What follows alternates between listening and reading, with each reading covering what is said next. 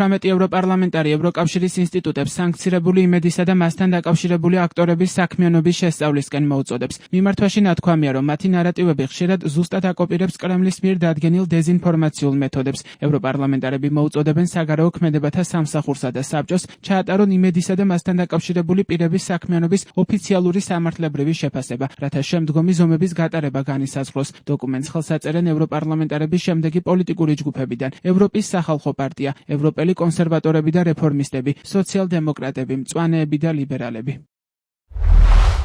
ეს ნარატივები ხშირად ზუსტად აკოპირებს კრემლის დადგენილ დეზინფორმაციულ მეთოდებს, ევროკავშირის წარმოჩენას ეროვნული სუვერენიტეტის საფრთხეთ, სამოქალაქო საზოგადოების დისკრედიტაციას. თითქოს ისინი უცხოეთიდან იმართებიან, თავდასხმებს დამოუკიდებელ ინსტიტუტებზე და დემოკრატიული რეფორმებისა თუ ევროინტეგრაციის წარმოჩენას არასტაბილურობის წყაროდ. განსაკუთრებულ შეშფოთებას იწვევს ტელეკომპანია იმედის როლი ამ ეკოსისტემაში. საჯარო მონიტორინგი ადასტურებს მესიჯებს, რომლებიც მიზნად ისახავს ევროკავშირის მიმართ საზოგადოებრივი ნდობის შერყევას, საქართველოს ევროპული გზის დასუსტებას და საინფორმაციო სივრცის პოლარიზაციას, ზუსტად იმ უცხოური საინფორმაციო манипуляციების ტაქტიკით, რაც რეგიონის სხვა ქვეყნებშიც ფიქსირდება. შეგახსენებთ, რომ 2022 წელს ევროკავშირმა მაუწყებლობა უკვე შეუჩერა Russia Today-სა და Sputnik-ს, როგორც რუსეთის უწყვეტი და შეთანხმებული აგრესიის ინსტრუმენტებს. მოუწოდებთ საგარეო ქმედებათა სამსახურსა და საბჭოს ჩაატარონ იმედისა და მასთან დაკავშირებული პირების საქმიანობის ოფიციალური სამართლებრივი შეფასება, რათა განისაზღვროს შემდგომი ზომების გატარება.